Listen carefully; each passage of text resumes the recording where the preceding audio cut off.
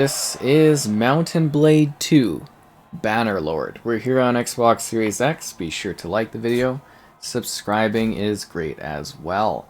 So what are we getting here in this second but prequel experience for Bannerlord, the Mountain Blade series? Well, we've got the two differing performance modes. There's also a photo mode if you're into that kind of thing. But yeah, you can go to the options, you go to gameplay, and you go back to video because it's not under gameplay. But there are lots of settings you can change under gameplay in case you were wondering or wanting to adjust things like some of the other smaller visual stuff, such as blood and, camera options and your user interface and your UI and, your saving scale. Anyways, yeah. You get two modes. You get performance mode, which is, 60 FPS, and you get fidelity mode, which goes up to a native 4K. So basically you're getting either dynamic resolution scaling at 60 FPS, or you're getting the fidelity mode, which is a native 4K at 30 FPS. So you can kind of see the difference. Obviously it does look quite a bit cleaner in regards to the fidelity in that, but I think kind of the performance mode looks pretty good and plays fine for this one. That being said, I did notice that there is like some screen tearing in that on the performance mode, but yeah. I'm watching a tournament right now, in case you're wondering. I don't know, they're fighting to the death. You can like enter it. I'm just kind of like taking it in because I thought it would be a pretty cool opening. There's console keyboard mouse support, PC gamepad support. There's online multiplayer, 64 players, but there's no crossplay, which is pretty dumb. Gotta be honest, I thought that was pretty stupid. Anyways, let's go out into the bigger world and kind of showcase this game. We're going to show off the single-player stuff and then some multiplayer, hopefully with some other players. Not a whole lot of lobbies, though, and I have no idea what it'll look like when you go to dive in if you're jumping in to play the multiplayer and stuff. So this game very much is split between a couple different options. There's the single-player kind of campaign where you pick your background, your backstory, and then you go out into the worlds and you interact with people, and there's bandits and there's differing factions and all that kind of stuff. So there's a variety of different situations that can go on. So you literally get like these towns where you can go in and you can be like, hey, let's trade, what do you got? Or you can talk to different people and get different quests, and you can buy different things like the red dress, or you could sell stuff that you have. But I can't seem to really have any items on me that I'm available to sell. Yeah, anyways. You've got gold, you got money, there's like pubs. Strangely, your sword comes out every single time you go and chat with anyone, which is a bit strange. But yeah, it's kind of a neat concept. So it's not just like if you think of it as a campaign, it's not like other campaigns where it's like a specific structured story. It's kind of like a tale that you kind of create as you're going about doing whatever it is you want to do. So I gotta go to the town square, because I'm actually supposed to meet somebody here, which I kind of think I was in the town square. It doesn't matter. Just kind of showing this off. There's lots of loading segments you get from area to area to area, and you do loading things. I'm looking for a guy, the reason I came here. Okay, one of these dudes. I think it's that dude over there. Yeah, the reason I came to town was because I'm supposed to drop off the supplies, and I angered some town. My reputation's bad there because I didn't want to hand over the stuff that I was apparently smuggling to bring to this guy on the favor of some guy from a tavern, and yeah, it's just kind of part of it. Yeah? You want something from me? Who are you? A lot of the dialogue repeats too when you go about.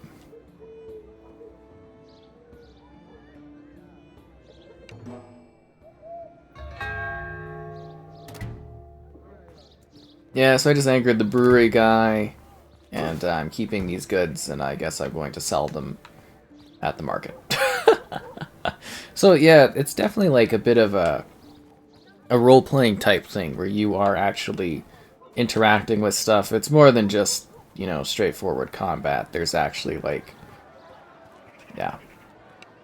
There's actually stuff going on in it. It's a little deeper than one might say. Maybe it's because it's this guy, it's the armorer, and like, that's what I'm saying though, it's weird that your sword comes out every single time you do this. The tutorial is like a little hard to sort of like deal with almost, or at least I thought it was a little hard to deal with. Like, it was just kind of like, what am I doing? But like when you get to the open world stuff, it makes a little bit more sense, and there's more things you can do. Should have just dropped you in randomly. I think would have been better for me. But yeah, then there's like taverns, and you can like sit down and you can enjoy the patrons, or you can chat with different people, and you know, it's like a level of ambience to it, you know. So that's something that's kind of cool. So we can leave, we can go somewhere else. We'll show, like, we go to the open world map. So you've got this, like, sort of, you know, town map, world map, and different stuff like that that you can do. Trade. Dragon banner. I thought I had stuff that I had kind of collected from those guys, deciding that I wasn't going to sell everything. But I don't really see it. So you've got different weapons. And there's my party. I bought a sheep, so that's something. But you can see you can kind of buy things. You can get like a horse, or you buy different weapons and different tools and trade with the town, and there's different outfits. And there are like quote-unquote quests that you can go and do, which is kind of interesting. But yeah, lots of different locations. You're supposed to increase your party, hire people, companions, you know, go visit different places. But we've got like the open world here. You know, it's quite a spacious place. It looks like all these people over there at the top. The Tanner.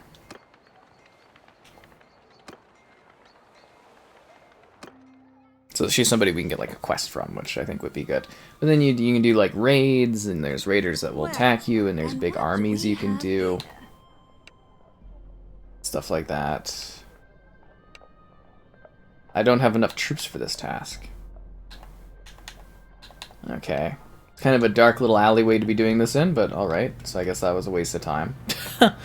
But you can do things, you can have like a kid, and then, you know, you can take over things if you die and stuff, but kind of a large scale, like, worlds, you know, there's like a lot to kind of visit, a lot to see. It's its own, like, sort of lore and culture and all that kind of stuff, and lots of little hamlet towns you can go to, and you can, like, speed things up, and the day and the night goes by, and you can, like, recruit people, and, you know, recruit troops. I don't know.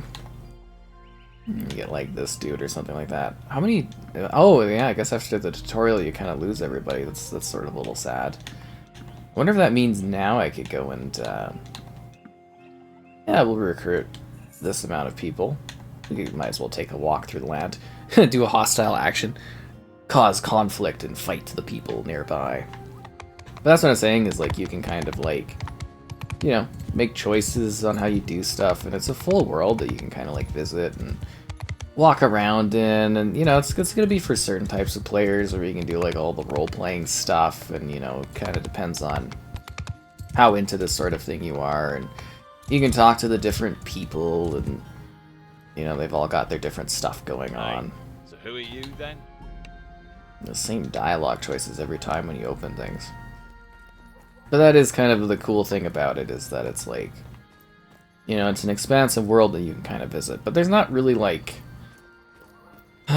like really scripted story depth. It's sort of like just kind of open, so it kind of feels like empty in that degree, that you're not like specifically, you know, doing something that's like narrative focused. It's more like, go ahead and do this, or go ahead and do that, and so your mileage is, again, going to kind of vary based on that aspect. So maybe we can actually do this escort mission now. We'll see how that works. I don't know, it could be a little slow. I don't have enough men for the job? Wow, I don't have enough to buy that. That's a lot of money. That is hilariously bad.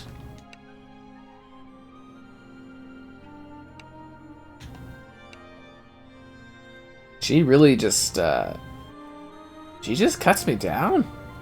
That's what she does? She really actually just, like, straight up cuts me down. What did you think of that?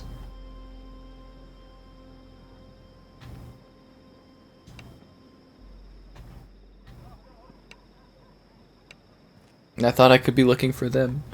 Anyways, let's go back to the There's a encyclopedia where everything is. Let's go back to the main menu.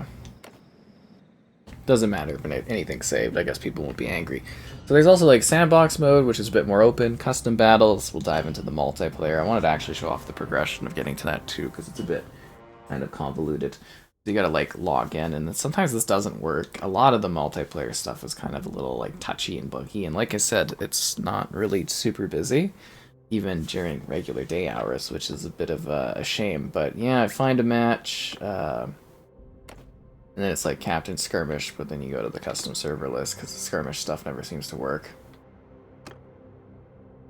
Oh, we getting lucky? We getting a siege match? Right on, okay. Anyways, for the multiplayer, we kind of joined at the end of the match there, so we're just going to jump in fresh here and battle.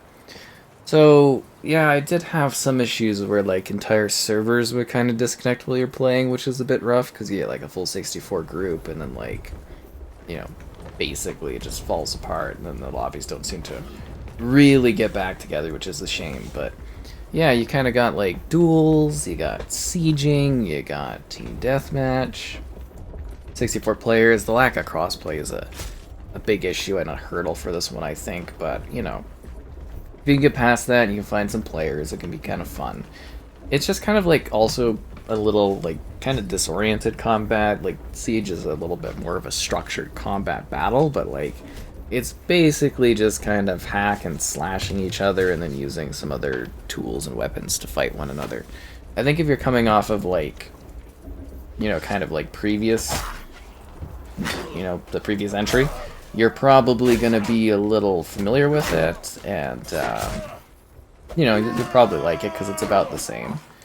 But if you're kind of new to it, it might not be fully resonating with you, which is fine. But, you know, there's a decent selection of maps, too. They kind of look really, like, honestly, I think the game actually looks pretty good.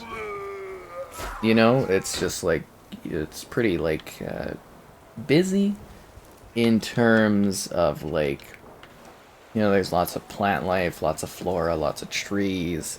The texturing has like a, you know, sort of realistic look to it, so you don't really notice too much pop in. It's not like a mind-blowing visual experience, but, you know, all things considered, I think it actually looks pretty good. You know, it's got some cool, gnarly combat to it. It's pretty violent. There's a good mix-up of, like, I guess you would say distance-based things, fighting on horseback, you know, there's lots of ways to tackle scenarios. I think it's kind of cool seeing all these characters going at it, and there is like a level of like class character customization too. So yeah, you get the coins and you can get different types of like combative characters to fight with. Some have like shields and some have different like basic weapons, and you know, then there's different, like, kind of combat styles, and be the first person or the third person. I do find the combat seems to work better, for me at least, in the third person. Which is funny, because when I was first going at this, I was like, oh, first person's the way to go, and I keep playing it, and I'm like, oh, third person maybe actually lets you see things a little bit better. But, yeah, you can kind of go for the immersion however you want to tackle it. I do wish there was a bit of a sprint button, though. I guess you're moving decently fast, and it's like, you know, the game's got its own kind of pacing to it, but yeah, it can feel a little slow to get to places. When it's really going on, though, a lot of people like cutting each other and slashing and hacking. That's kind of fun. You know, it's got its like moments that are well done. You can like pick up objects, but seemingly once they're like thrown or dropped, you can't pick them up again, it seems, which is weird. I don't get that, but you know, it's how it goes. It's pretty gory, pretty violent. Neat seeing like sort of like arrows or ballistic things kind of going by and stuff, and yeah, there's some things to enjoy and some things where it's kind of like, where is that? Is what? Well, it's the big comical spirit, because I was like, oh, what stabbed me? It's like this arrow on my left. So that's always kind of fun. So I mean, like it's kind of like a basic sort of like, you know, battle combat stuff. It's not like super finessey, but it gets the job done, right? That's the biggest thing, is the combat kind of gets it going. But at times it can also feel like you're just sort of, you know, hacking and slashing and smashing stuff, if it's not anything too crazy. But yeah, I think some people really kind of enjoy it and what it has to offer. It's not for everyone, obviously, I don't think, but definitely has its kind of moments of that sort of thing is so ridiculous. it has its cool little moments to it, is basically what I'm trying to get across, and I think the multiplayer, yeah, is decent enough. They could use a few more maps, I think. At least the maps are variety focused. Like, this is like a bit of a green, like, castle at the top there. There's a snowy one. There's like a snow map. They have a few different locales, and the maps kind of work for what they are. Yeah, and you get some different, mode variation too, based on like if you're doing deathmatch and that. So it's an alright thing. It's kind of surprising because I remember the first game really having, at least what I recall, being a very, very successful multiplayer, and I don't know if this one has taken off quite as much, and it's so weird not to have that crossplay going on, honestly. It's just straight up bizarre.